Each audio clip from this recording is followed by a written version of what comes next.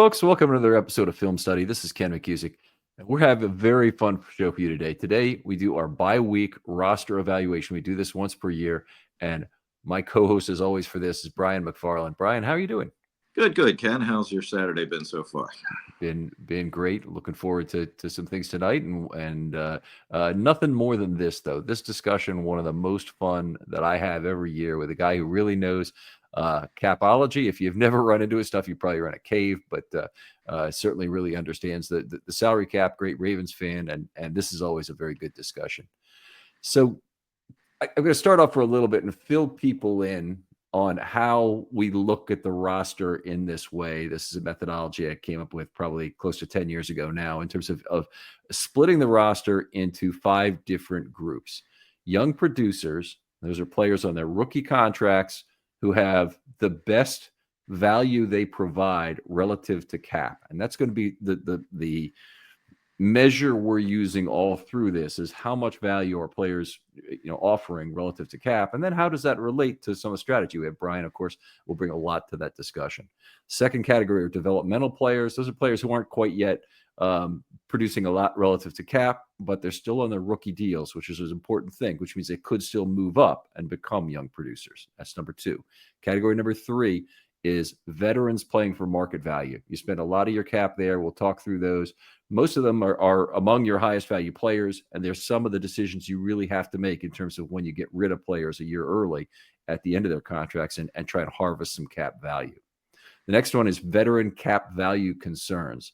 So there are some players in that category, unfortunately, on the Ravens defense, which we're going to talk about first here, that we'll go through. You can probably guess who they are. The last category is transitional, and those are players who they have no obvious future with the team. They're here today, gone tomorrow kind of players that don't really have a huge impact on the cap in any way or another. But let's start it off with the young producer category. Brian, I always really appreciate having you on. By the way, let's talk a little bit about your work first. Brian, you do the cap work on RSR and you post your articles there, right? Yes, yeah. I'm on Russell Street Report. Kind of a dead time right now, obviously, for salary cap stuff. And thankfully, it's been an up and down season. But if it was a down season, I'd be more articles and more talk about next year. So thankfully, as far as the cap goes, we're not really worried about that at this point. And then, of course, I'm on Twitter/X and post things, obviously breaking news and, those kinds of things as soon as we get some kind of information on a new deal or signing or cut or whatever, trade, whatever it might be during the year. We fill in that information, get that out there as quickly as we can and put the numbers together. He's at Ravens Salary Cap on Twitter. It's I probably because I've contacted so many times over the years. At Ravens Ass almost always does it and immediately brings his name to the very top of the list. But appreciate you always making time for this show, Brian. I look forward to doing this every year with you. All right, let's jump in again with young producers here. There are 6 on the Ravens defense as I see it. And again, these are mine. Brian may scold me on a couple of these and move them around category-wise, and that's cool.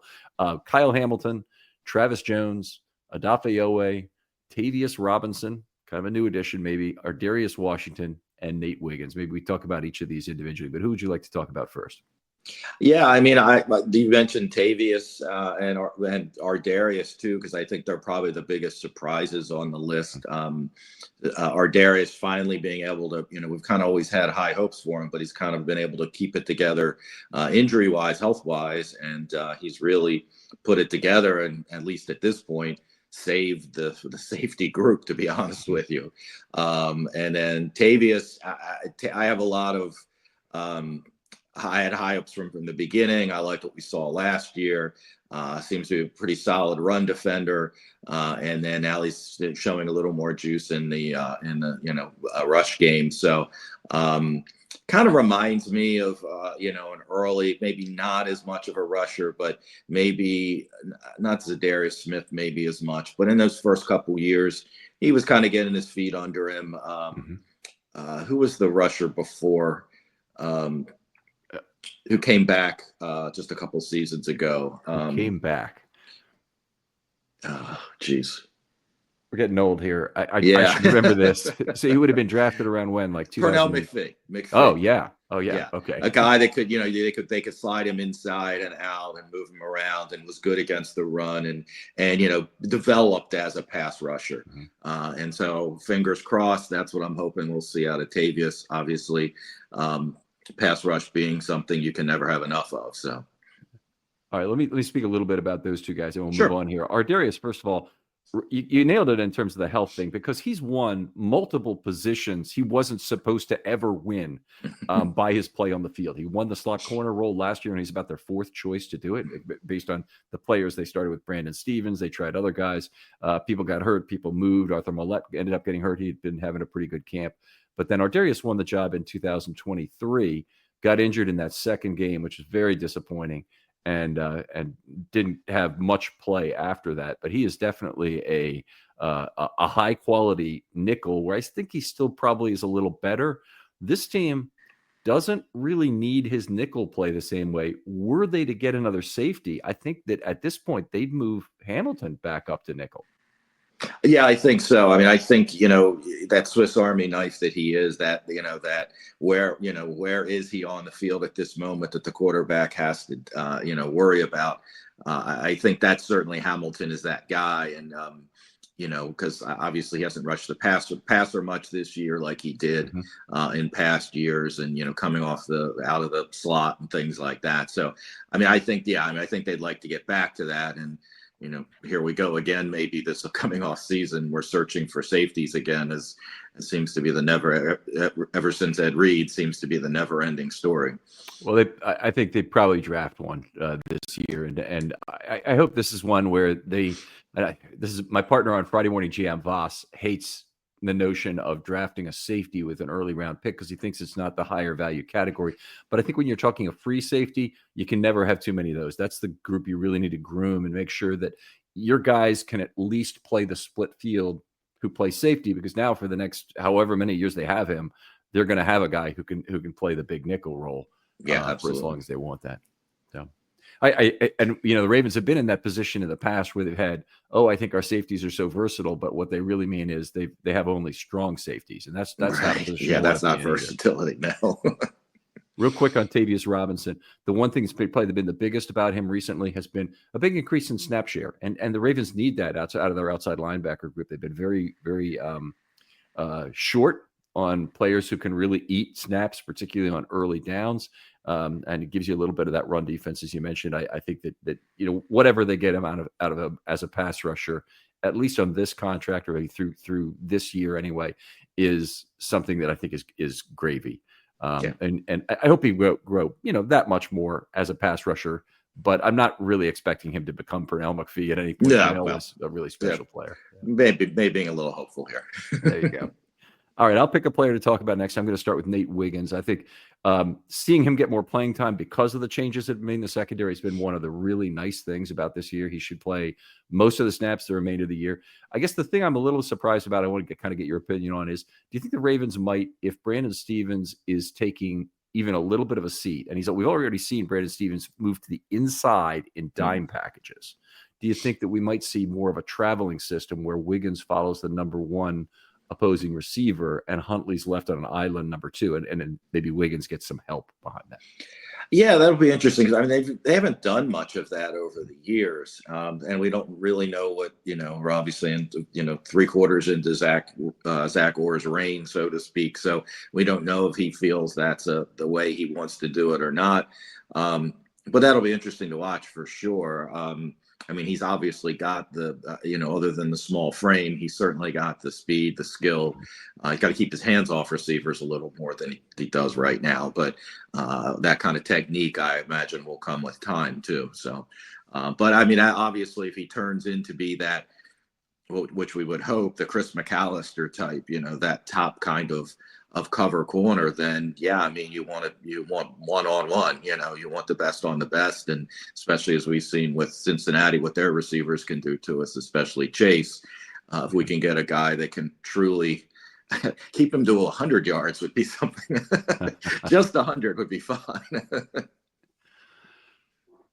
All right, pick another player of your choice now. Yeah, I mean, Travis Jones, another ascending player, certainly.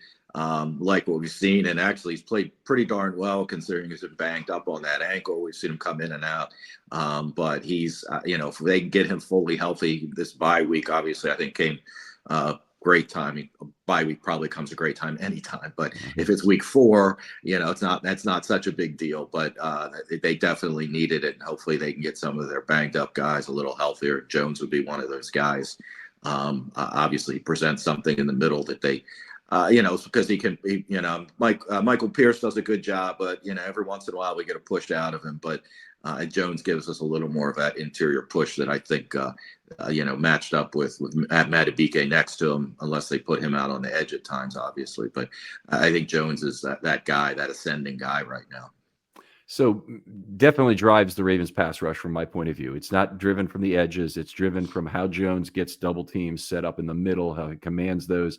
And that really frees up Madubuike to have one-on-one versus a lot of guards, which is a great deal for him as well. So you got 3 guys who can win one-on-ones. They don't always do it, but having 3 opportunities at it is pretty good. And Jones, the big question for me now is, we've got a lot of priority guys coming out of year 3. We'll talk about this on the offensive side. Tyler Linderbaum is a guy, because the 5th-year option is not the same kind of value, that they may want to sign early. Isaiah Likely's over there. On this side of the ball, you have Travis Jones that you really need to consider. Which of their 3rd-year players? I'm missing some too. Odafe Oweh is actually coming out of year 4, but before this 5th-year option kicks in, might be a time where you'd want to extend him. And Hamilton. Hamilton, yes, but Hamilton has a cheap 5th-year option, so they can wait a year, pick it up, and then re-sign him after 25. He's critically important. I mean, he's the most important of all 5 of these players. But I still say I think they can wait a year. It'd be interesting if they do it this year. That would be a. Well, it's always though. If you wait a year longer, other safeties, and I'd have to look at the free agent market or other safeties up for big money deals, but right. the price always goes up. So there's something to be said for getting it done a year sooner, though. Next year's cap's going to be pretty tight. And we'll obviously get into it with Lamar probably later, but whether this will be the off season this off season or next that they would extend Lamar again. Mm-hmm. It's just a matter of, and of course, obviously they might want to start sooner rather than later, because we saw how long it took the last time, because by 2026, his cap number goes to 75 million, something like that, in that range. So I don't think it's going to reach that point, but we certainly don't want it to get there. There you go. All right. So anyway, if you look at Travis Jones specifically, what might be a reasonable expectation for a 3-year extension, maybe? So he'd still be with the Ravens for year 4 on the contract, same price. And then that's what the Ravens typically try and do, right? And then give him some signing bonus and then add 3 years on after that. Yeah, that would kind of be the setup generally. Because that way, obviously big signing bonuses, you can prorate them. Now the deal already has some void years in it anyway. So Travis Jones deal does? Oh, I'm sorry, not Travis Jones. I'm sorry. So yeah, they would probably. I mean, obviously, most players are going shorter. Players are wanting shorter deals, which makes perfect sense from the player's perspective. Obviously, that's changed over the years. With the years of seeing other than quarterbacks, of course, but the years of seeing, Ed Reed sign for 7 years and Ray signed for 7 years and Ogden signed for 7 years. Those kinds of deals are out the window. So. Yeah, I mean, Jones, they get him sooner. I guess it's just a question of obviously how he views himself. If he views himself about to have the Madubuike year from last year, then you're going to be looking at $20 million a year. If he views himself, or the team views him more as a run stopper with a little push, so to speak, as opposed to, Madubuike getting the 13 or 14 sacks last year. So then you're probably still looking at 12-ish. Mm-hmm. So not cheap, but that's the going rate these days. Okay. So 3 for 40, let's say, would seem like a reasonable number to add for the 26 through 28 season. So you'd be a Raven through 28 for another $40 million, and they'd have some ability to spread that out a little bit with signing bonuses. Yeah, absolutely. Yeah. Okay. And we passed off Ardarius Washington. He's actually another one. He's coming to the end of year 3 with a winding road of missing a year of service time and whatnot, that he could be another one. that could get re-signed early. Could be, yeah, and he would be a guy that we've certainly seen them, come up with those lesser guys, quote unquote. They did it with Geno Stone. They did it with Clark. Thank you. Mm-hmm. Yeah, again, older brain. Yeah, they did that. The Clark. I remember the Clark deal coming out of nowhere. So that's certainly something they could look into. He will be a restricted free agent next year, so he won't be as cheap, but he won't be terribly expensive for one more year. And that's probably going to be the first restricted free agent tender they've used in a while, because the last couple of years they've because then we talked about it before, but how a lot of players got their 1 year of service in the COVID to 2 COVID years in 2020 and 2021. Usually it takes 6 games to move forward a year in towards free agency. But in those COVID years, it was 1. And some of those guys, especially that the Pittsburgh was a Pittsburgh game where half the team was on the COVID list and they brought up half of the practice squad. All those guys, that elevation was that 1 game they needed. So a lot of guys advanced a year for nothing, or almost nothing, basically, I guess we'll say. So yeah, and then more recently they've signed guys that just like they did with Geno Stone last year. They re-signed him.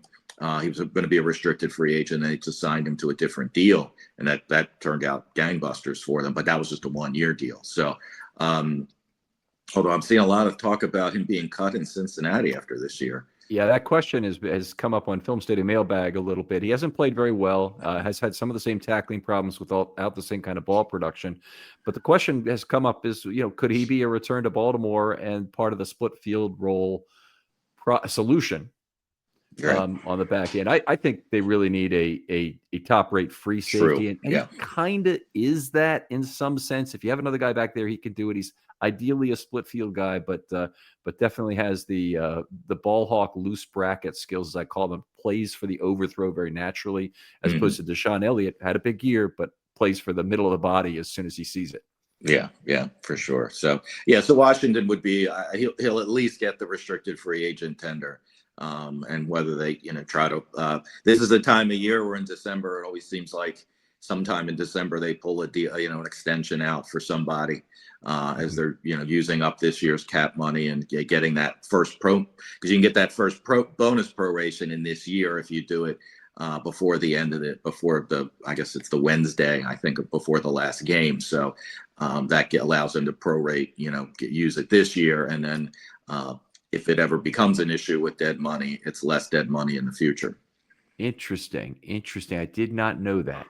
Okay, I know Broderick Washington was another one they signed to, extended to a deal, and they ended up keeping the whole band together now for multiple seasons in terms of their 5 defensive linemen. The one last guy we hadn't mentioned yet is Hamilton. So a cheap 50-year option coming up at safety, I believe. Now, last year seemed to be a big year for free agent safeties. They were all over the place. So maybe there will be an increase in that. Do you have any information on what the safety 50-year option would be? Yeah, let me look it up. Over the Cap does a good job of although I'm not sure if they projected that far out. So he was. Well, if you say what it was this year, that's probably good enough. Yeah, so they're projecting Linderbaum, because he's a lineman, and he's made 1 Pro Bowl, at $22 million. Hamilton would be at $15.5. Okay, so that's not cheap. No, it's not cheap. It is still one of the cheapest of the 5th-year options, but Hamilton, both of them, because they made a Pro Bowl, they get the cheapest 5th-year option for a safety is just over $9 million. But but that's without playing time. The next up is playing time, which is 10.4, and then because he made a Pro Bowl, it's 13 or 15.25 or 52 mil. So yeah, so that I think you're going to see one of them get re-signed this offseason. I think so too. But I'm going to go out there and say I see the 15.5 number, or hear the 15.5 number for Hamilton. If that holds up, I'm okay with that contract as a placeholder entering 2026. 6. Mhm. Okay, so that you'll play out the 25 on whatever first year deal he has, $4 or $5 million, whatever it Right. is. And then in 26, he'd earn that amount. And then I am not at all comfortable committing to a 5th-year option at $22 million for Linderbaum. I think that's too high. So I'd have to say decline that, which means I've got a lot of extra pressure this offseason to sign. To get it done. Yeah. You're in the same plus spot? Yeah, I mean, I think if push comes to shove, I think they'll use it. It's just a placeholder. I think they will use it with the idea that we're going to do everything we can to make sure that number does not happen. Right. Now, the 5th-year option is guaranteed. Unlike a restricted free agent tender, they can Indian give on it and take it away and reduce Right. it. Yeah. Once it's and in fact, now the 4th and 5th year become guaranteed. Now the 4th year is still going to be on the rookie deal, so it's not going to be that much. So, but now that with the most recent change to it, they added that once because it happens before the 4th season in May before the 4th season, it guarantees both of those years. But I cannot see them declining it if I know the number's high, but I just can't. It's a good faith gesture, whatever you want to call it. And you want to get him re-signed. Hopefully it's done before then, but I would be shocked if they didn't exercise it one way or another. Okay. With the expectation that he's not going to play under it because they're going to get something done before then. Right. Okay. Well, that certainly would give him some leverage that he'd probably appreciate having Sure. for the offseason. All right, let's move into the second group. That's a developmental group. And again, these guys are somewhere from a little short to they've hardly played at all yet in terms of getting, but they're still on the first contract, and includes guys extending down to the practice squad. So it's anybody the Ravens currently have under any sort of contract, even injured, whatever it might be. The 8 guys I have on the list are Jalen Armour-Davis, who'll be entering year 4, Bo Braid, Adisa Isaac, Sanusi Kane, all rookies. And then David Ajabo also entering year 4. Trenton Simpson will be entering year 3. Brandon Stevens, free agent, and TJ Tampa. So the big change I made was to demote Brandon Stevens from the young producer category where it was this year. He just hasn't had that kind of season again. Yeah, and I mean, I think starting with him, that was a guy that we kind of all expected that they might make an effort to re-sign last offseason, whether they tried or not and couldn't get a number, or whether they wanted to see him do it again for another year. If it was that, if they were cautious that way, that turned out to be prudent. So it'll be interesting to see what happens to him. He does have that versatility that they like in the secondary. Whether he would move inside, whether he could be a free safety. I'm not saying he can, but if he could be that guy, and coming off of a down year, if they kind of pounce on that and say, we're gonna move you into the free safety spot, and because he's not going to get $14 million a year like probably he anticipated, or more like he would have anticipated. I mean, if he had the same year this year he had last year, he's probably pushing above 14. But now you get him for 8 to 10. You're still going to have to pay, and it might still be too much given that they've got some younger guys in the pipeline. But Humphrey's getting older, and he's only signed through 26, I believe. So you've got it now. I don't think he has the speed to be the free safety, and because obviously a lot of corners move to safety. The Rod Woodson type scenarios, they move to safety. I mean, I think he's got the brains and all of that, the football IQ, so to speak, to do that. But back to Stevens, I think that's going to be one of those interesting off-season decisions where we thought losing him, and obviously they now, I'm not sure when they drafted Wiggins if that was to replace Stevens or was maybe to replace Humphrey. Obviously Humphrey's rebounded well this year, but based on last year, or whether they were just hedging their bet whichever direction they ended up having to go. So I mean, I think they can bring him back, but if they lose him, obviously based on this year, it's probably not going to be the end of the world either. Right. They have to make some other very tough decisions how they spend their money this offseason, with Ronnie Stanley up for a huge contract and some other. I mean, they don't have a big group of free agents. You made this point, I think, at the production meeting, or maybe it was on air, but it was in the production meeting, I thought, where Stanley is really the big decision. They have Patrick Ricard, they have Patrick McCary, they have Stevens, and there's one other I'm forgetting it's in the group among. I think of the bigger names, I'm pretty sure that's that's pretty much it. I mean, I'm not really considering Tre'Davious White in that group. No, and Although Urban's not. no, Yeah, I think that's pretty much. Yeah, I think yeah, that's kind of pretty Nelson much it. But Aguilar, Josh Jones, I yeah, guess, but yeah, yeah. not None of definitely big them. ones. No. Okay, still a very, very large amount of money spent. If let's go through the Stevens thing first. If let's say we're going to order several possibilities for Stevens. One is that he has to play again on a 1-year prove it deal. And we're not going to try and price it out yet there, or leaves for a multi-year deal, stays for a multi-year deal, and we're not going to try and price it. If you had those three or four as a possibility, including leaves for a 1-year deal, what kind of percentages would you allocate to each? I think. Well, I'm going to do it half and half. I think it's more than 50% he leaves. Okay. Whichever way that is, long term, 1 year, 3 years, whatever it might be. Mm-hmm. I think it's probably more, if he does stay, I think it's more likely it would be a 3-year deal than a 1 year. Now, obviously, it depends. If the market stinks for him, then then it's a 1-year deal, because he's going to want the 1-year deal. He wants to, whether it's safety, whether it's corner, he's going to want to get the playing time and show that this year was the fluke, not last year. So it depends. But if other teams are out there offering 3-year deals, decent 3-year deals, I guess we'll say, I think for the Ravens' purposes, because they're going to be tight against the cap, unless they want to, go back into, they certainly did less of them this year, but if they want to go back into void years and things like that, the 1-year deals are harder for them to do, because they are going to be tighter against the cap, depending upon what happens with Lamar. And we'll obviously get to that when we get to offense. Right. So with a vet player. So with a player like Stevens, who appears headed for free agency, as you just said, would they give him a support level deal just so he can start negotiations with another team and say, hey, look, Brandon, we can't give you a great contract coming out of this year. I think you understand it, but we'll offer you 3 years, 12 million total. Yeah, I mean, I think that's what they do a lot. I mean, that's the starting point, whether that's the drop dead point, whether it's the one and the same, or whether it's, this is where we are right now. Go see what, go talk to other teams and come back to us, and we'll see what we can do. We want you around. Right.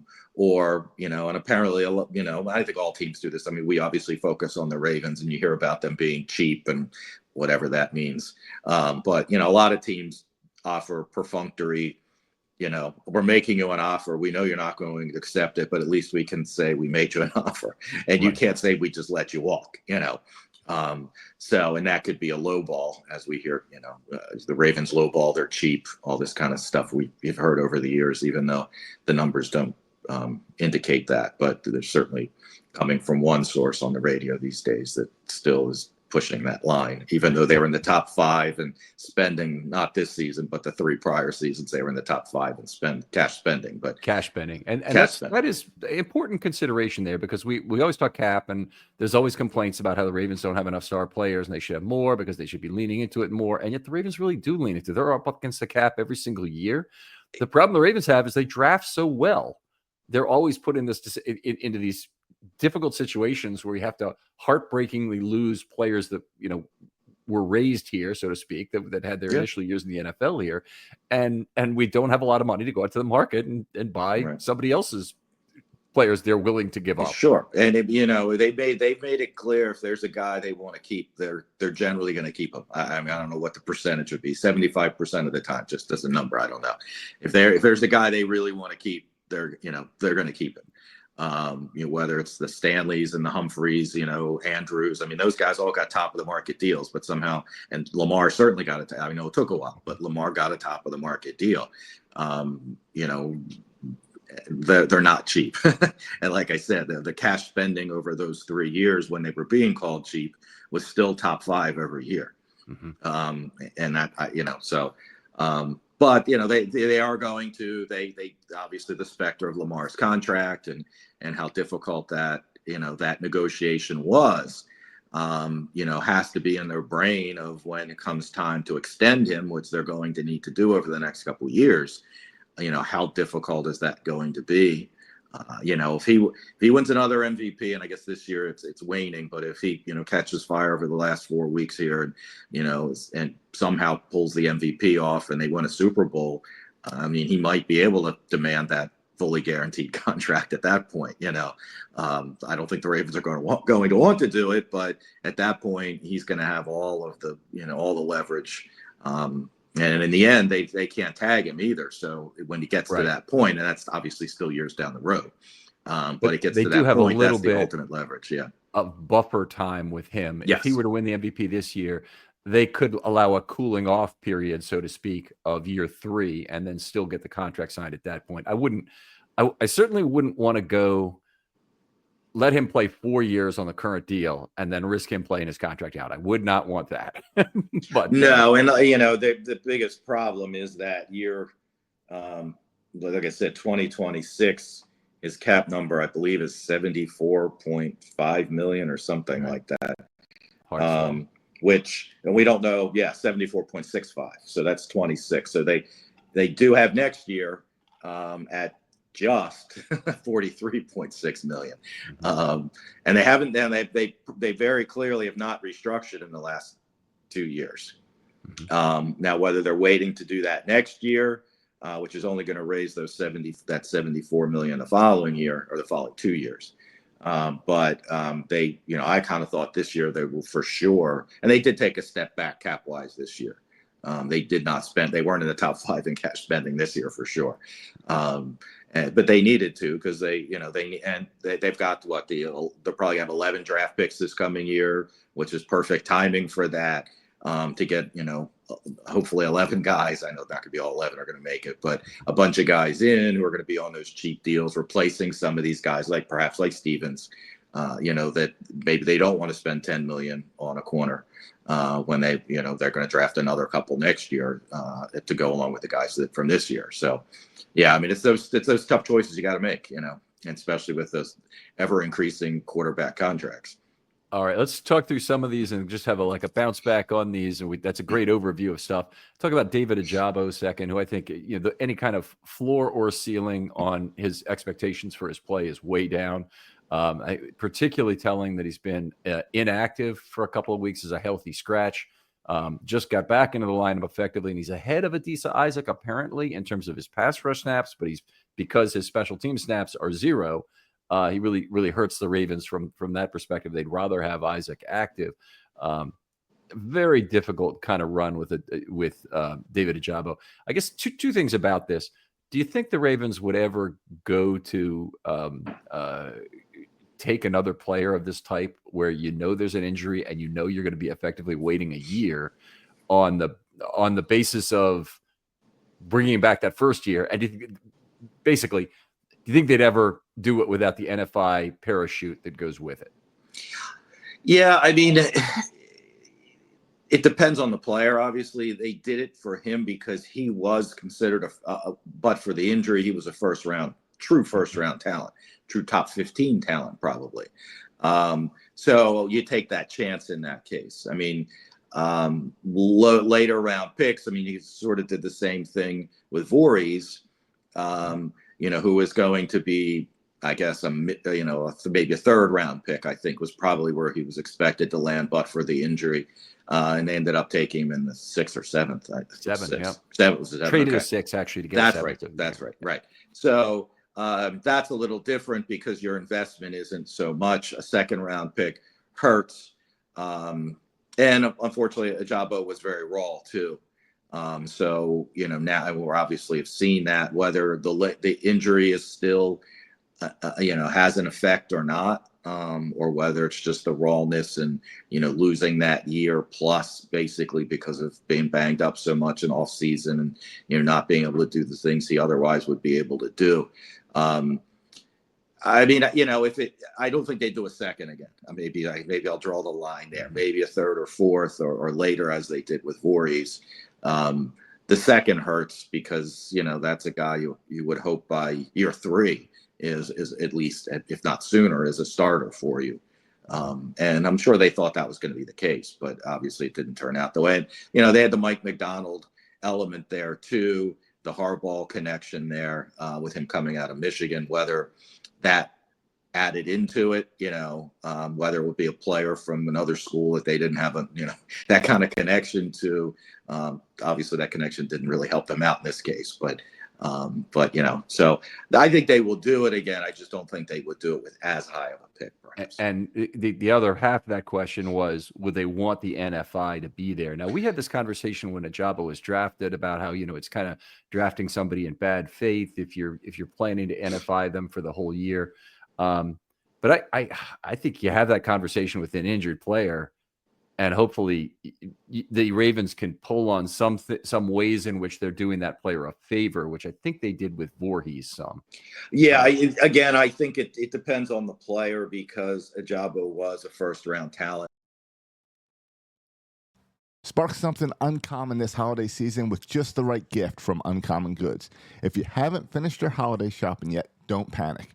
We've got a secret source for incredible original gifts, and that's Uncommon Goods. They've got unique, hand-picked gifts for everyone on your list, all in one spot. Gifts that spark joy, wonder, delight, and that it's exactly what I wanted feeling. Somehow, they know the exact perfect gift for every single person you know. Whether it's a football fan or a book lover, they've got unique gifts. Myself, I got some drinking glasses that have the blueprint of Camden Yards on it, as well as some nice ceramic ice cream bowls that are the shape of the Baltimore Orioles helmet, just like the plastic ones you get from the stadium, but I keep them in my cabinet, specifically for ice cream after those Oriole wins.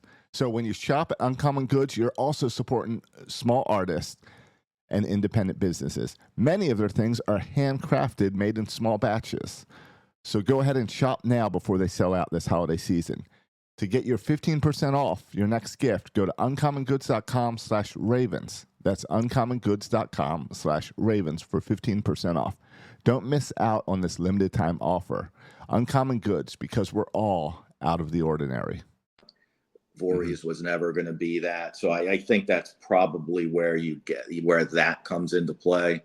If it is a top 15 talent, you're probably going to, it's probably going to be a situation where you're not going to NFI him, but whereas a, third or fourth round talent like Voorhees, and I obviously going to depend on the extent of the injury too. Is it, if it's a knee, that's one thing. If it's a hamstring, that's probably another, something along those lines. I mean, and obviously the severity of the injury probably would play into all that as well. And the NFI, it precludes him, as I understand it, from practicing with the team. It doesn't preclude meetings, so you have that advantage additionally, yes, if you would like it. Right. And is there anything about lifting? Where does lifting go in that? He can lift on his own, I assume, at the facility as opposed to lifting at his home. Yes, he can. He can train and obviously rehab. But he can't actually step on the practice field per se, between the white lines, I guess, so to speak. He can run off to the side, but he can't step between the white lines. Obviously there's a lot of white lines out there in the several practice fields they have. But yes. All right. So pick another player to talk about from this developmental group. Yeah, I mean, the only one, and maybe it's probably more hope. Obviously you have the rookies. So, they're all later round picks and an undrafted pick. So, I mean, obviously you're going to, that's where you would expect them to be. Fingers crossed this is, Trenton Simpson's, bump year or whatever you want to call it, where, he takes his knocks this year and comes out a much better player next year. So that he would be the only guy. I mean, I guess he's not I think he's close. I mean, he's one of those that's a little more I think he's probably the highest one on the line. Yes, that's closer right. to a young producer. And then, I mean, Armour Davis, unfortunately, we're back to injuries, just like with the Darius Washington. I mean, the guy's never been able to 3 years of, he's been on IR at least at some point in all 3 of those years. Mm-hmm. And that was his, that he fell in the draft because of that too. That was his problems at Alabama as well. So while I'd like to see him, turn that around, I'm not hopeful. And I mean, he's a guy that, will probably, could be in that, 45 to 65, guys on the roster going at, towards the end of the preseason. And will he make it to the 53, or will, somebody push him down and off next year? He'd be in a lot of jeopardy next year as a fourth-year player, and that's I always say it's the easiest article to write the whole year is like let's just list out the fourth-year players for potential surprise cuts at during camp. And you mentioned they've got some guys in Braid and Kane who are safeties. Neither of those guys strikes me right now as a guy who's going to learn to play the back end on a split field basis. They're more like dime backs or even linebackers. And special teams players. That's what we saw out of them in the preseason in terms of what their skill set was. If that were to change, I'd be, by the way, thrilled to be wrong about that. Absolutely. One guy I want to talk about in the last of this is TJ Tampa. And he's probably a underscores an important need of needing to stay healthy in your rookie year for the team to make your plans around him. Fourth-year player, like Tez Walker on the offense, frankly, who's had some, fragility concerns. Tampa's been in one or possibly even two games very briefly and played some special teams. Seems to be a guy who they have they used him a fourth-round pick on him at a corner. I mean, that's a serious amount of draft capital spent. Yeah. That it really would have been nice to see a little bit of what he could do this year. Yeah, for sure. And I mean, I think that, he's a guy that, you certainly have some hope for, you hope that this isn't that totally lost season, so to speak. But yeah, I mean, when if Armour Davis gets knocked, if they draft a rookie or two next year and Armour Davis gets knocked off the roster, then Tampa goes up a rung. If Stevens is gone, he goes up another rung, things like that. So he very well could be in the mix. He's pretty tall, isn't he? If I remember correctly. I think he's 6 feet. Yeah. Okay. Look it up right now. Yeah. So, I mean, he's a guy that definitely, would be somebody, you'd want to see take that next step next year. And I mean, there was some talk of, and you never know exactly why guys fall in the draft. But there was some talk of him being, a late second or third round pick, not a fourth. So yes. And I wrong, by the way, 6'2", 200. So he's a true aircraft carrier of the Ravens. And that's something they don't have. Yeah, that's something they don't have. So that would fit in with, I mean, I'm not saying he's ever going to be able to line up a Jamar Chase or a guy like that. But, the bigger receivers that are around, it'd be nice to have that kind of corner out there opposite Wiggins or, as in the mix with one of the top three, and that way he can match up with those bigger guys. I'll give you my top three in terms of hope of moving up to the young producer group in order. Trenton Simpson, I think, has the best chance just because of his current position in terms of playing time. My second would be Adisa Isaac, and my third would be Tampa. Mm-hmm. And I think the chances of JAD or Ajabo doing it are actually quite slim. Yeah, I would agree. All right, well, let's move on. We'll talk about some veterans playing for market value. There's not usually a lot to talk about these guys other than, when they're reaching free agency, but this group has a few nooks and crannies, a lot of vet min guys and some guys who are real values right now. I have 9 in the group. I'll just list them out, and then you pick one you'd like to talk about. Chris Board, Malik Harrison, Marlon Humphrey, Nnamdi Madubuike, Michael Pierce, Roquan Smith, Brent Urban, Kyle Van Noy, and Tre'Davious White. Yeah, I mean, you got Board and Harrison are guys who are free agents. They just signed 1-year deals this year. Getting them back if they want them for, depth / special teams, that shouldn't be a problem. Urban, same thing. And actually Urban was inactive for 2 games earlier this year, which was kind of unusual. And Tre'Davious White's an interesting one only because he obviously was very talented. He's coming back from injury, was terrible with the Rams, and it actually played pretty well. But, whether he can parlay his reputation into a bigger deal next year remains to be seen. And then obviously the other guys are just, they're your veteran core on defense, Humphrey, Madubuike, Pierce, Smith. I mean, obviously Pierce would be the only one if they, that if they needed cap space, he would probably be the most likely one to be at jeopardy.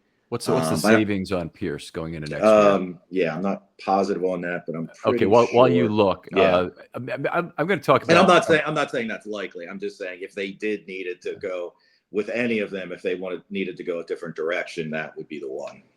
Okay, I think there is one of the big questions coming for me this year was whether or not Marlon Humphrey might end up being cut, and I thought that the combination of Humphrey and Andrews, you're probably going to end up with one cut. Two star players, two very beloved players, but both getting older, and the team, you need to fight it and always consistently get younger. But Humphrey's had too good a year for that. It's just at the point where absolutely. I think you extend him. You don't. I mean, certainly don't cut him for this next year, but I think you extend him and reduce his cap hit that way. Yeah, I would agree with that. Yeah, and actually, I forgot with Pierce, it's only about 600,000 in savings, and that's because of the prior deal had those void years. Void years, sure. So that's where those are catching up. So that's the big difference there. But his cap number this year. So there's no reason to cut him, to be honest with you, because his cap number this year was $4 million. Next year, it's only 2.667 mil. And your 600,000, you would not be able to find anything close to that player. Not even a min player. It's below the minimum. Yeah. So and he's only at 2.667 mil. He's a bargain. Yeah. Right. So I take all that back. Yeah, that's okay. We're among friends here. In terms of Marlon Humphrey, we'd agree though maybe an extension would be good. Where do you think he lands in terms of, what kind of contract do you have to give him to get him extended? Well, he's not even 30 yet, is he? Or he will be 30? Is he 30? Just 30 this year? He might be 29. I'll take a look. Yeah, right let me now. look. Yeah, let me look at that too. Actually, he was drafted young. Yeah, he's 28, and it was 29 in July. So it's going to be a while. Yeah, so he'll be 29 next season. It's a tough value there. He's obviously not going to get 20 million or 19 what he got this time. Could he get 14? Probably. If he continues to have the season he's having and stays healthy, and that's obviously, I think that's the number one thing. I mean, the last year was a down year, but I think I personally at least attribute a lot of that to health. He just was banged up the whole year, and with a banged up corner is asking for trouble, So I could see him in the 14 range. That would still be helpful because, his cash next year is 18 million. The following year, 18 or 19.25. So you'd kind of like to avoid those big cash numbers that way. Tacking on, there's already a void year there for 2027. So if you tacked on, 2 extra years beyond that, that would get him to be, 33 at the end. And again, there's a question of what they envision him. Do they envision him being able to continue as a boundary? Isn't that the real question? I mean, this contract to me would be the time to sit down with Humphrey and say, "Hey, we envision you moving to safety during this contract, and I hope that works for you." Right. But the Ravens also clearly have had a need there. Mm-hmm. You've been one of the best ball hawks coming off your own man to make plays, which is exactly the characteristic you want out of a safety. Sure. And I think at safety also, the speed aspect is often overplayed. I think it's more about instincts. We've seen Kyle Hamilton, who's actually a slower safety. That's true. Being effective there because of his instincts. I think Humphrey'd be great there. He'd be, as a free safety, I think he'd be terrific. Well, so that may be, and then you're looking, the 14 mil range would probably be about right for older safety because, safeties can play, into their mid 30s or early to mid 30s as opposed to corners where they start falling off the cliff at 31 or something like that. You mentioned a 2-year extension, which only have him for 3 years. Once you're talking about taking a reduced amount like that and taking him to that would be 4. Well, it depends on when it happens. But if it would happen before, if it happens this offseason, that would be 4 years. So he's still got 25 and 26. Oh, I didn't really say 26 on his contract. Yeah. Informed here. Yeah. Okay. So that's when it's 19. His cash is 19.25 mil. So that's where he's not seeing that. He's not. Unfortunately, he's either extended or he's gone. He's not going to see that 19 million. He may not even see 18 next year. They might want to work on something this offseason with him. And as you said, it's just a question of where they envision him. And he seems like a guy who loves Baltimore. I mean, obviously money talks. We get sometimes we get too much, and as fans get too much. No, this guy loves it here. He's never going to go somewhere. But then the money says something. The Ravens say this number, and somebody else says that number, and okay, I'm out. I think you can get a player to take a $1 million discount on a $14 million contract, maybe, but I don't think you can get him to take a $3 million discount on a $14 million contract. Well, it's just a matter of spreading it out. Yeah, it's just a matter of spreading it out. Yeah. All right. Well, that's first of all, that's good news. That would be 4 years of Humphrey at something like 4 years for 55, 60 million in that range. Yeah. That they'd be doing that. Sign me up for that right now. Yeah. Let's talk a little bit about Chris Board. This interesting thing going on with Trenton Simpson, that he now seems to be a guy they're alternating series with, which, by the way, is a very big difference. You may have heard it on the show before, but if you alternate by what like specific characteristics, then usually it's by down and distance alteration. The Ravens had tons of that over the years in terms of having different people come in to play will on third down, on passing downs. And even at one point, Ellerbe and McLean, there was this kind of bogus second down division where Ellerbe was just a little bit better coverage guy, and he was almost a run defender. And so he was a second and long guy you would bring in. But this, in the case of Board, it's been a series by series, complete series change. That's straight up competition for that position. Yeah. And I mean, Board has not gotten a lot over the years. It's not really. I mean, so obviously he was a special teams ace, and mop up time one way or another. Hopefully, because we're kicking ass, not getting our asses kicked. But yeah. So to see him.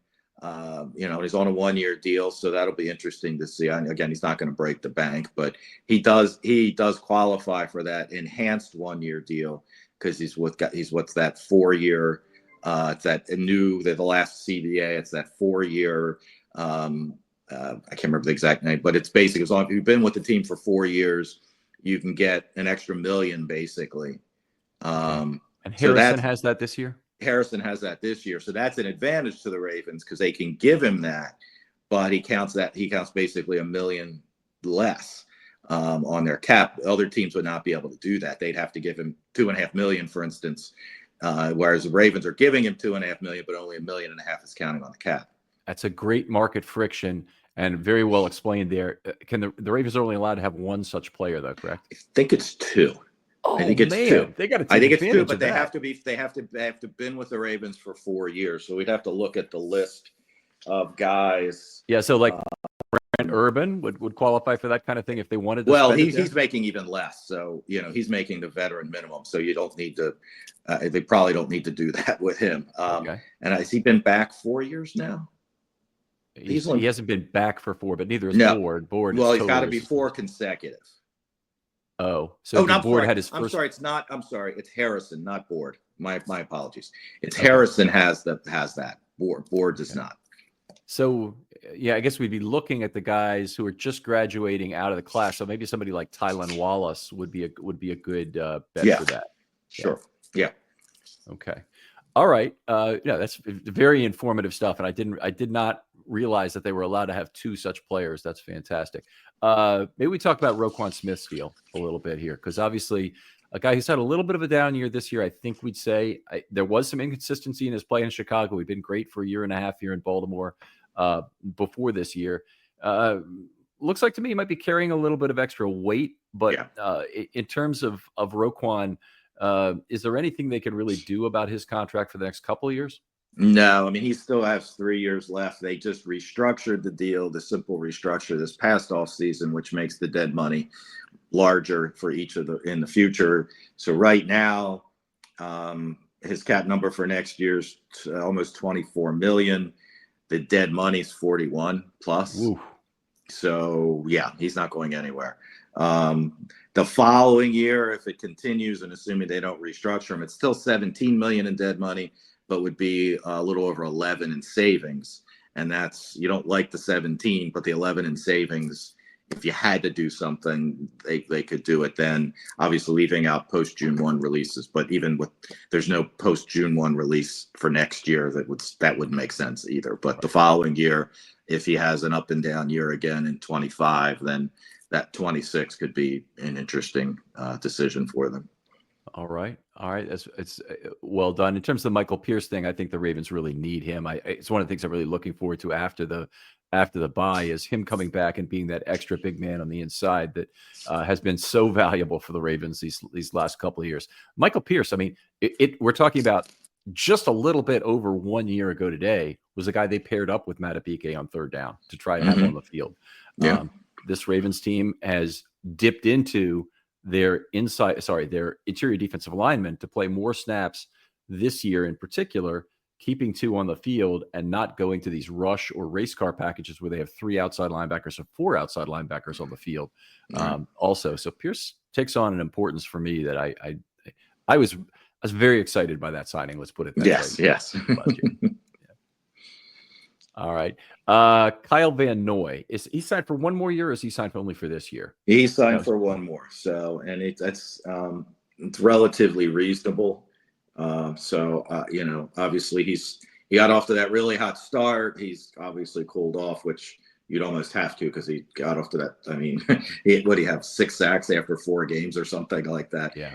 It's kind of hard not to slow down from that, but I don't envision him being. I mean, his cap number next year is $5.4 million, just under 5.4. So for a solid veteran rush, and obviously at this point, even if they draft an edge in the first round, they're going to be, at least in the 20s drafting. So you can't expect that guy to come in and be an all-pro, or not that Van Noy's an all-pro, but so I don't envision that being an issue there. Right. All right. And Tre'Davious White, if you had to guess, what kind of value might he draw in the open market? Sorry, I was trying to mute this. And I do appreciate that, by the way. All right. We're looking at Tre'Davious White here for a moment, what he might draw. Yeah. If he plays, I think he's a guy that's gonna have to play next year on a 1-year deal, with a lot of incentives to try and really rebuild his. Playing part-time with the Ravens over half of a season, even if he plays well, I'm not sure that's going to be enough to rebuild. So he's a guy that probably would be somebody who might get a $4 or $5 million deal with chance to make $5 million in incentives, something like that, so he could get up to 10 or something like that. I don't know that happens here, and he probably is a guy that may not be signed until after the draft or right around the draft, as teams figure out what the draft is going to look like for them, and what after free agent. He's certainly not a first wave of free agent or even second wave of free agent guy. Okay. All right. Yeah. And that's, you bring up a good point. There are a lot of teams are still trying to find their own way. And it's a period of real uncertainty for players who are sitting on a bubble waiting for a deal to come in that may not from their current team. I would love if they had him as a 3 with $5 million of incentives kind of guy. I don't know that I'd really want to go any higher than that. And that may price him out of Baltimore if that were the case. I honestly don't think he's played so well in his games in Baltimore, and this could change, obviously, that he's earned $5 million yet. Right. No, and that's probably true. I'm just thinking if he continues, shows he's healthy, and obviously shows he's far better than he was with the Rams, which from that standpoint, it's even average play here is 100% better than what he was doing for the Rams. So it was truly awful, and that's the reason the Ravens got him. Honestly, frankly, they got him because he had played so poorly. And I mean, he removed his playing time incentives. Totally. I did not know that. Yes, he does have per game roster bonuses, which is about 58 a game, which is obviously not that big of a deal. But he had, whether it was snaps and interceptions and things like a lot of those, he probably wouldn't reach anyway because he sat on the shelf for a while with the Rams. So if it was 5 interceptions, he's unlikely to get 5 interceptions in half the season here. But he did willingly remove those from his deal to facilitate the trade. Okay, well, that's good to hear, and obviously not probably a lot of money. One of the things about the NLTBE bonuses that he could earn next year, if we're talking about having $5 million of those And I assume they'd all be an LTBE, right? There wouldn't be a. I would assume they would structure him that way, especially again since he's kind of sat for half a year. So those wouldn't even be paid until the 26 cap. Now you don't want Correct. to burden your cap. The Ravens, they've always got a lot of ways that they can create money or push money into future years. That's usually not the issue on a lot of things. Usually the issue is they want to burden the future caps by that much. I mean, those dollars mean something too. And I get that so often in terms of this. Is like, what are you talking about? His cap cost this year is only $2 million or whatever. Well, no, but that's because they took these void years. Right, exactly. Yeah, and that's the Piper will come later. Yes. Yeah, the Beckham effect. Okay. Yes. All right, let's move on. Talk about the veteran cap value concerns, because there are three of those as I see it on the defense: Arthur Maulet, Broderick Washington, and Marcus Williams. Now, this kind of ascending order of value that's still sitting there. But Arthur Maulet, $2.25 million in cap savings next year if they cut it. Yeah, but I mean, again, it's going to depend on what direction they want to go, what they feel. If this year's injuries are something that's going to hinder him next year. I mean, he played really well last year. If they expect him to return to that 2.5, and they expect him to be the slot corner, so obviously there's two ifs there right off the bat. But that is. That's his cap number's $2.5 million. That's cheap for that role. So then it's just a question of, does he fit? It's hard for them to go out and find another guy at that price, but they may have already decided they have all the options they need on the roster right now, because they've been playing Humphrey in the slot a lot to get Wiggins and Stevens on the outside. And that might happen again with a different right cornerback this next year. And it also, Hamilton, if he comes back down and plays big nickel, is a high percentage of total slot snaps taken. So your need for a player like that might revert to kind of a vet min guy. I'm also concerned that Maulet, being a year on the shelf removed from when he was a decent player at his age, is a risk as well. So yeah, and I mean, because he is 31 now, so yeah, that's a concern there. And it's a situation where they can let that play out. And then, if they do draft a corner in the first or second round, because that's the way the board falls, then they make a move after that, or they go to him and say, we still want you around, but, we need you to, his salary is $2.25 million. So, we'll give you a haircut of, $1 million, but we'll give you a chance to earn it back if you reach 65% of the snaps or something like that. Okay. Where it's not going to hurt their future cap if that plays out that way, because if they needed him, it worked out. But they could, if you get him for $1.5 million as opposed to $2.5, that probably is hard to turn down. But so that's something that, as we said, is going to depend on what their plans are. Are they getting a free safety so Hamilton goes back to his old role, and obviously do they draft what they draft as far as corners next year? Yeah, well, the Ravens are very good, and this is something that teams have to do. You definitely need to draft your outside corners. Those guys they're hard to come by. The guys with the length and size to play that position, but the slot corner role, you need quality there, and it can be expensive to go out and get somebody. But expensive there might mean $3 million a lot of the time, might mean $2 million depending on what year you're talking about. But it doesn't usually mean $10 million. Right. And when the Ravens have paid that for like Tavon Young and whatnot on his second deal, there are questions that come with that kind of the call, because outside corner, it's like starting pitchers and relievers. If you just think you can improve your cornerback level of play by acquiring a whole bunch of slot corners, it's like acquiring a bunch of relievers without neglecting your starting rotation. Right, for sure. All right, Broderick Washington signed a deal. There's not much of a cap savings this next year. So if he were to be cut, I think it would be because he's cut. It's about $900,000. So basically, you're replacing him 1-for-1 with a rookie, right? Almost. And it would probably be a case of he's cut for a player who just outplayed him in camp. Yeah, I think that's right. I mean, it's 4.6 mil. So again, it's not a huge number there.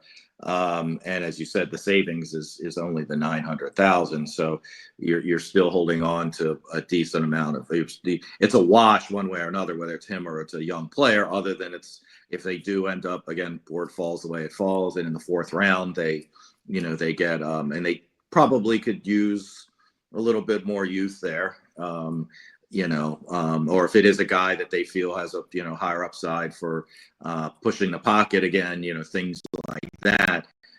then yeah, but I would agree. I think he's most likely on the team, but if he is outplayed because he's out of weight, comes in out of shape or something like that, they won't hesitate. Yeah, he could be out of a job. And I want to point out one additional thing there, because each player, if they drafted a rookie, even if it's or undrafted guy, even that they maybe like a little better than Broderick Washington because they think he's better, and they have Broderick Washington, it's still a big difference in option value, because Broderick Washington has one more year he's signed Correct. for, and it's up for a pretty high number. So they might not view that option as having a lot of value. But the rookie, that guy always has 3 Absolutely. additional years. So exactly. Yeah, again, with 11 picks, there's probably a pretty good chance they're going to draft an interior guy. Whether it's I don't know if it's certainly not the first round, most likely, but even if it's a later round pick, that will be a guy that obviously they value, and that they rarely cut. Even maybe a 7th round pick here and there they'll cut, but they really do try to keep, for a lot of the reasons you just said, that especially with the quarterback contract they have now. With Lamar's deal, that's a guy you're going to need that cheap labor for sure. And Marcus Williams, I guess the question for me is there any chance that he plays more meaningful time in Baltimore? 0. I mean, the only way is if everybody gets hurt this year and they're forced to play him again. But after this year, I think it's not a huge cap savings, which you would like, but it also is $12 million in cash. And here we get to that cash versus cap issue. They're not going to pay him. And it clearly seems like they've given up on him. They've given him every try, that they feel they can give him. So, it's not a pretty situation, but I think barring everybody getting hurt and him being forced to play again and somehow looking like the guy they expected him to look in the last couple of weeks of the season or the playoffs, I don't think there's any chance. It's a little over $5 million in savings, which isn't great because it's there's still $13 million in dead money, but you're not paying him $12 million in cash. Do you concern yourself with dead money at all? Honestly, when you look at that, it's a sunk cost. Yeah, I mean, it's a sunk cost at this point. Yeah, absolutely. I mean, if you're paying more in dead money than he would count if he's here, which we'll get to in the next segment with Tucker, that's a different story. But when there is savings, and maybe there's only $1 million in savings, but again, that's where you go back and what are the numbers? $12 million in cash to pay for his salary. There's no way they're paying that. Right. There's absolutely no way. And they could go to him and say, we want a pay cut and we'll keep you around. But my guess is this has been a disaster for him too.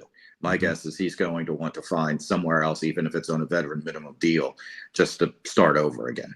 And that's what it will be at this point for him. I would think so. Yeah, we'd agree. So, we'll go into the last category, which is a transitional category. There are 11 guys on there, and maybe I'll just read off the names I have in here, but give me 3 guys you think would potentially ascend to be a young producer maybe at some point in the future. And obviously that's a big leap for somebody like this, or maybe even just contribute in some way. But the 11 guys are Malik Hamm, Anthony Kendall. Some of these guys you forget are even on the team. Desmond King, recent signee to the practice squad, but hasn't been brought up yet. I don't know how to pronounce his name, but Kwenku. Sounds about right. Christian Matthew, Trayvon Mullen. Yes, he's still around. Adelia, CJ Ravenel, Josh Tupou, Christian Welch, and Chris Wormley. I mean, the only one, I mean, Welch has obviously got some value, special teams, fill in here and there so, and he's obviously a veteran minimum kind of guy.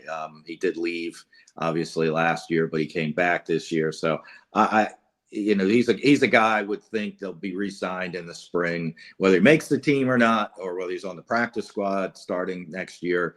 Topu, same thing. I mean, he's been elevated 3 times now when they've needed some depth on the interior. So he's a guy I could see, but they're 53rd guy or practice squad. I don't even think Topu would actually be 53. He's more of a practice squad guy.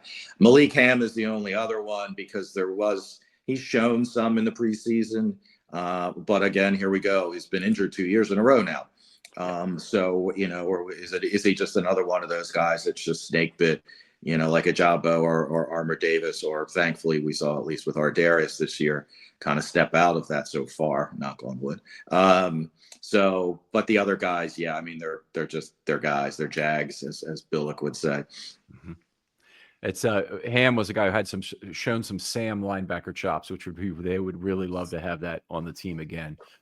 They don't really have anyone who fits that role. They're playing Harrison kind of in that role, and he's not really a good coverage guy. Right. Van Noy had played a ton of off-ball snaps in his career, and he's not an ideal coverage guy either at this point. So No. it would be really nice if they could do that. It's funny because Owe has all the traits for it.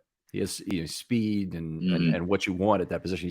That's not his position. He's a rush linebacker. Yeah, so. sure. All right. Always fun to have this show with you, Brian. Just I can't thank you enough for coming on. But where can folks read your stuff regularly and contact you directly on Twitter? Sure. So at Raven Salary Cap on Twitter with the 2 S's. I know a lot of people mess that up. I do sometimes when I type it. I'm like, oh, what's right? I got to add that. At the SS just doesn't feel right when you're typing it. But at Raven Salary Cap on X, I guess I'll start finally saying that. And then Russell Street Report for articles, and obviously once the season ends, that's where we'll have our, put together the big, preview of the following year. Immediately put something out, and hopefully that's not for well into February before we have to do that. Yeah, but that's the preview, and then the initial preview, and then the big preview as things start happening. Comes along right before the beginning of the new league year, which is it's going to be about March 15th, I think, this coming year. Later than normal. It's right in that range. Usually in that range. It obviously depends on the way the calendar falls. So I think it's the second or third Wednesday. It's the second Wednesday. You must have already kind of got your skeleton put together for the season ending article, because it literally comes out the day after the Ravens lose their final game. Yeah, I will be working on that. Last year it was easy because we had the first round bye, so I didn't have anything else to think about, put it together. I don't know that we'll have that this year, obviously, but highly unlikely. Highly unlikely. The more I think about it, because there's only one. So I'll at some point get working on that, because I put that first one out. Just it's a list of free agents, list of where they are cap wise, and obviously there's going to be all kinds of adjustments between then and early March when the full article comes out. All right, take a look for the Offense Show if you haven't seen that already. We'll have a lot of information about Justin Tucker, a lot of discussion about some of the young producers on that side of the ball, about Rashad Bateman, and of course the Deontay Johnson situation. We'll be covering all that. Brian, thanks again for coming on. Sure, absolutely. Thanks for having me, Ken. And we'll talk to you next time on Film Study.